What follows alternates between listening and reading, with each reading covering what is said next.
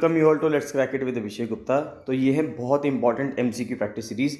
20 June के MCQs है, बहुत इंपॉर्टेंट एमसीक्यूज हैं गाइस, इनको आप डेली बेसिस पर करते रहिए। 20 क्वेश्चंस आते हैं, बहुत ज़्यादा इंपॉर्टेंट है, करंट अफेयर से रिलेटेड भी होते हैं, इसमें हिस्ट्री के क्वेश्चंस भी होंगे, पॉलिटी के भी होंगे, इकोनॉमी के भी होंगे। आगे आने वाले जो भी आपके एग्जाम की आप तैयारी कर रहे हैं सभी के लिए बहुत ज़्यादा इंपॉर्टेंट है। किसी भी एग्जाम में इनमें से सवाल पूछे जा सकते हैं। गाइस बताना चाहूँगा कि अगर आपने let's crack it with Abhishek Gupta का यूट्यूब चैनल सब्सक्राइब नहीं किया है तो इसको जरूर सब्सक्राइब कर लीजिएगा, और let's crack it with Abhishek Gupta का फ्री टेलीग्राम चैनल भी ज्वाइन कर लेना। इसको ज्वाइन करना बहुत बहुत ज़्यादा ज़रूरी है, सारे अपडेट्स यहीं पे आते हैं, तो इसको जरूर से जरूर ज्वाइन कर लेना। Let's crack it with Abhishek Gupta का एक फ्री एमसीक्यू प्रैक्टिस सीरीज़ का ग्रुप भी है टेलीग्राम पर, तो उसका लिंक भी आपको इसको आप जब ज्वाइन करेंगे वहीं से मिल जाएगा, तो उसको भी आप जरूर से जरूर ज्वाइन कर लेना। गाइस साथ साथ बताना चाहूँगा कि अगर आपको कोई भी अपडेट देना है या कोई भी आपको सजेशन देना है तो आप मुझे कमेंट सेक्शन में कमेंट करके जरूर बताइए कि आप क्या चीज़ चाहते हैं, कि क्या और किसी और टॉपिक पे वीडियोस बन सकती हैं, या आपको कोई टॉपिक जिसमें आपको डाउट हो या आपको कोई भी सजेशन देना हो तो आप मुझे कमेंट सेक्शन में कमेंट करके जरूर बताइए। गाइस लोअर पीसीएस मेंस के लिए, एफआरओ मेंस के लिए और एडवोकेट जनरल आरओ मेंस के लिए टेस्ट सीरीज चल रही है, प्रिपरेशन बैच चल रहा है। तो जो भी विलिंग कैंडिडेट्स हैं जो चाहते हैं कि वो टेस्ट सीरीज ज्वाइन करें या प्रिपरेशन बैच ज्वाइन करें, तो वो मुझे 7665804421 पर कॉल या मैसेज कर सकते हैं। और जो कैंडिडेट्स चाहते हैं कि करंट अफेयर्स की पीडीएफ उनको रेगुलर बेसिस पे मिलती रहे, जिससे कि उनके सारे करंट अफेयर्स रेडी हो जाएं, क्योंकि काफ़ी सारे स्टूडेंट्स करंट अफेयर्स का बेनिफिट ले रहे हैं, काफ़ी सारे स्टूडेंट्स को पीडीएफ प्रोवाइड की जा रही है। तो जो भी और भी जो विलिंग कैंडिडेट्स हैं जो चाहते हैं कि उनको करंट अफेयर्स मिलते रहें, तो वो भी मुझे 7665804421 पर कॉल या मैसेज कर सकते हैं। चलिए स्टार्ट करते हैं कुछ क्वेश्चंस। तो सबसे पहला सवाल जो आ रहा है आज का, वो आ रहा है कि जो एनुअल मीट है वर्ल्ड इकोनॉमिक फोरम की, वो इनमें से कौन से शहरों में स्टार्ट हुई है। यानी कि विश्व आर्थिक मंच की वार्षिक बैठक निम्नलिखित में से किस शहर में शुरू हुई है। तो लंदन से हुई है क्या? नहीं, लंदन से नहीं हुई है, बर्लिन से नहीं हुई है, पेरिस से नहीं हुई है, डावोस से हुई है। तो जो डावोस है स्विट्जरलैंड में, डी इसका आंसर होगा। तो डावोस से ये मीटिंग स्टार्ट हुई है। दूसरा सवाल है कि which technical giant has launched a new e commerce platform reweave.in for handloom weavers. यानी कि कौन सा टेक्निकल जायंट जो है, यानी कौन सी एक टेक्निकल कंपनी है इन चारों में से जिसने एक नया ई कॉमर्स प्लेटफॉर्म लॉन्च किया है reweave.in के नाम से हैंडलूम वीवर्स के लिए। यानी कि किस तकनीकी दिग्गज ने हथकरघा बुनकरों के लिए एक नया ई कॉमर्स प्लेटफॉर्म लॉन्च किया है। तो माइक्रोसॉफ्ट ने किया है क्या, विप्रो ने किया है, फेसबुक ने किया है, या इन्फोसिस ने किया है? तो ये क्या है, माइक्रोसॉफ्ट ने। सेकंड का ए आंसर सही होगा। नेक्स्ट क्वेश्चन आता है कि जो एयरपोर्ट्स अथॉरिटी ऑफ इंडिया है और एक साब है SAAB, उसने एक साइन किया है एक pact to explore air traffic management. तो एयर ट्रैफिक मैनेजमेंट को एक्सप्लोर करने के लिए एयरपोर्ट अथॉरिटी ऑफ इंडिया ने साब के साथ एक पैक्ट साइन किया है।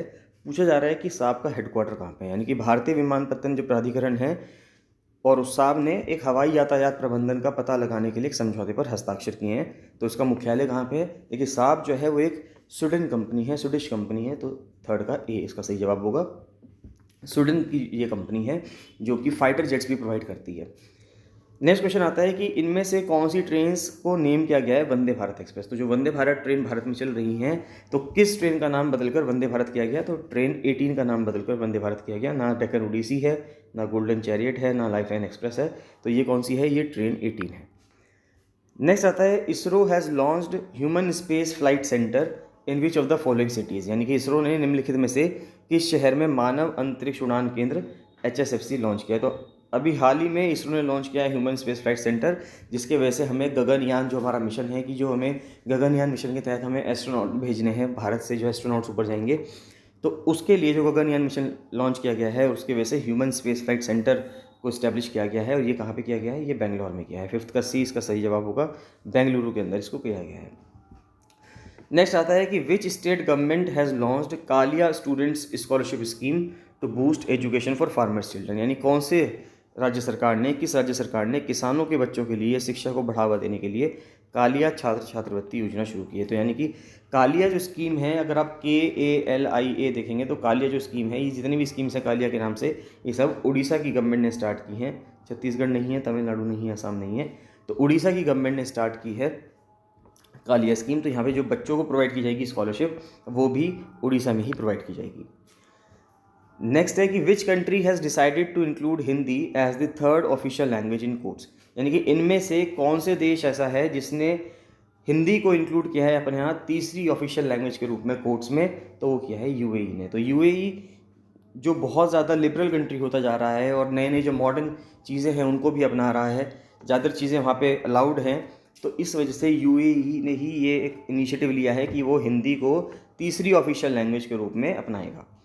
नेक्स्ट आता है कि एक बैंड पोइम थी खूनी Vaisakhi on Jallianwala Bagh massacre will now be published in English. तो एक खूनी वैसाखी एक पोएम जो ब्रिटिशर्स ने जिसको बैन कर दिया था, तो उसको इंग्लिश में अब पब्लिश किया जा रहा है। सवाल पूछा जा रहा है कि ये किसने लिखी थी, it was authored bye home, यानी कि जलियांवाला हत्याकांड पर प्रतिबंधित कविता खूनी वैसाखी अब अंग्रेजी में प्रकाशित होगी।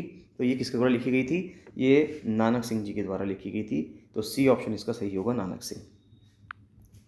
नेक्स्ट आता है कि operation digital board is associated with which of the following purposes, यानी कि जो ऑपरेशन डिजिटल बोर्ड है वो किस उद्देश्य से जुड़ा है।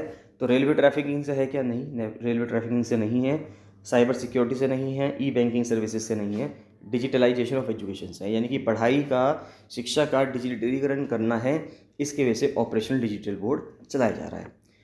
नेक्स्ट आ रहा है कि which of the following Indian railway lines will be the world's highest railway line. तो इनमें से निम्नलिखित में से कौन सी भारतीय रेलवे लाइन दुनिया की सबसे ऊंची रेलवे लाइन होगी। तो चंडीगढ़ मनाली वाली नहीं होगी, कानपुर शिमला भी नहीं है, दिल्ली शिमला भी नहीं है, new Bilaspur Manali Leh railway line ये दुनिया की सबसे ऊंची रेलवे लाइन होगी। नेक्स्ट बहुत इंपॉर्टेंट क्वेश्चन आता है, ऐसे सवाल कई बार पूछ लिए जाते हैं कि आपको एक भी टाइगर रिजर्व या कुछ भी दे दिया जाएगा, नेशनल पार्क दे दिया जाएगा और पूछ लिया जाएगा कि ये किस स्टेट में है। बहुत इंपॉर्टेंट सवाल हैं ये, यूपीएससी के बहुत फेवरेट सवाल रहे हैं, यूपीएससी कई बार इनको पूछ चुका है। अगर आप 2018 का पेपर देखेंगे तो उन्होंने उसमें पैकई टाइगर रिजर्व पूछ लिया था जो कि अपने आप में, या पैकहुई टाइगर रिजर्व पूछ लिया था जो अपने आप में अरुणाचल प्रदेश में था।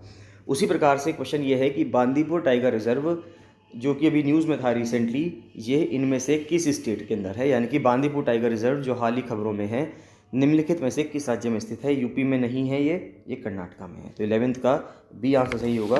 तो ये जो बांदीपुर टाइगर रिजर्व है ये आपको कहाँ मिलेगा, कर्नाटका में।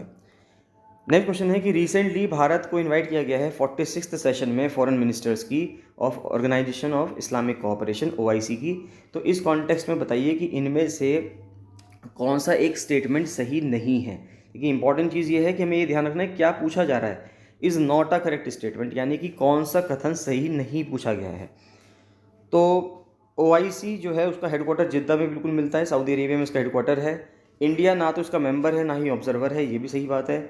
ऑफिशियल लैंग्वेजेस इसकी अरेबिक, इंग्लिश, फ्रेंच है, ये भी सही बात है। इंडिया मेंबर है OIC का, नहीं, जब इंडिया मेंबर नहीं है तो इंडिया मेंबर कैसे हो सकता है। तो पहला स्टेटमेंट गलत है और यही आंसर है हमारा, क्योंकि पूछा जा रहा था कि कौन सा स्टेटमेंट सही नहीं है, तो पहला स्टेटमेंट सही नहीं है और जो सही नहीं होगा वही हमारा आंसर होगा। तो हमारा आंसर क्या है, इसका ए आंसर है, भारत OIC का सदस्य नहीं है। नेक्स्ट आता है संप्रीति 2019 एक जॉइंट मिलिट्री एक्सरसाइज हुई थी भारत के बीच में, और दूसरा कौन सा देश था जो इसमें इंक्लूड था, वो था भूटान नहीं था, म्यांमार नहीं था, ईरान नहीं था, बांग्लादेश था। तो बांग्लादेश वो कंट्री था जिसके साथ भारत ने संप्रीति 2019 एक जॉइंट मिलिट्री एक्सरसाइज की थी। नेक्स्ट आता है कि who is the head of the RBI task force on offshore rupee markets, यानी कि अब तटीय रुपया बाज़ारों पर RBI द्वारा जो टास्क फोर्स बनाई गई थी उसका प्रमुख कौन था या उसका प्रमुख कौन है, उसके प्रमुख हैं उषा थोराट। तो उषा थोराट जो कि RBI की ही डिप्टी गवर्नर रही हैं, RBI में ही डिप्टी गवर्नर रही हैं वे, तो वो उनको बनाया गया था RBI की टास्क फोर्स का हेड। नेक्स्ट है कि which Indian organisation has launch the Yuva Vigyani कार्यक्रम फॉर स्कूल चिल्ड्रन। तो युवा विज्ञानी कार्यक्रम स्कूल के बच्चों के लिए किसके द्वारा लॉन्च किया गया है, ये इसरो के द्वारा लॉन्च किया गया है, इंडियन स्पेस रिसर्च ऑर्गेनाइजेशन के द्वारा इसको लॉन्च किया गया है। नेक्स्ट आता है which of the following sports has been included in 2022 Asian Games. तो एशियन गेम्स में 2022 वाले जो एशियन गेम्स हो रहे हैं इनमें किस खेल को इसके अंदर इंक्लूड किया गया है। तो इंटरेस्टिंगली क्रिकेट को इसके अंदर इंक्लूड कर लिया गया है। नेक्स्ट आता है रोम स्टैच्यूट जो कि हाल ही में न्यूज़ में रहा है, वो इनमें से किस ऑर्गेनाइजेशन से बिलोंग करता है। तो यानी कि रोम संविधि जिसे कभी कभी समाचारों में देखा जा रहा है, तो वो किस संगठन से संबंधित है। तो वो वर्ल्ड बैंक से नहीं है, यूनिडो से नहीं है, FAO से नहीं है, वो है इंटरनेशनल क्रिमिनल कोर्ट से, यानी कि अंतर्राष्ट्रीय आपराधिक न्यायालय से, ICC से ये संबंधित है। आप मुझे कमेंट सेक्शन में कमेंट करके ये बताएंगे कि इंटरनेशनल क्रिमिनल कोर्ट का हेडक्वार्टर आपको कहाँ मिलेगा। तो इसका हेडक्वार्टर कहाँ है ICC का, तो वो आप मुझे कमेंट सेक्शन में कमेंट करके बताएंगे। नाइस एग्रीमेंट जो कि न्यूज़ में आजकल आ रहा है, तो ये किस फील्ड से बिलोंग करता है। बहुत ही अच्छा क्वेश्चन है। अभी खास मैं जो करंट अफेयर्स कवर किए हैं, डेली जो करंट अफेयर्स आते हैं उनमें भी ये कवर किया गया था कि नाइस एग्रीमेंट, तो नाइस एग्रीमेंट जो है वो इंटेलेक्चुअल प्रॉपर्टी के ऊपर आता है। तो नाइस एग्रीमेंट आपको ध्यान रखना है कि ये किसके लिए है, इंटेलेक्चुअल प्रॉपर्टी के लिए। नेक्स्ट क्वेश्चन आता है कि registration of political parties is governed by the provisions of which section of the RP act of 1951, यानी कि जो पॉलिटिकल पार्टीज का रजिस्ट्रेशन है वो आरपी एक्ट 1951 के किस प्रोविजन से गवर्न होता है, यानी कि राजनीतिक दलों का पंजीकरण लोक प्रतिनिधित्व अधिनियम 1951 की किस धारा के प्रावधानों द्वारा नियंत्रित होता है। तो ये होता है सेक्शन 29A के तहत, यानी कि इसका बी ऑप्शन सही होगा, जो सेक्शन 29A है उसके तहत ही गवर्न होता है। नेक्स्ट आता है which Indian personality has been conferred the UAE's highest civilian honour Zayed medal.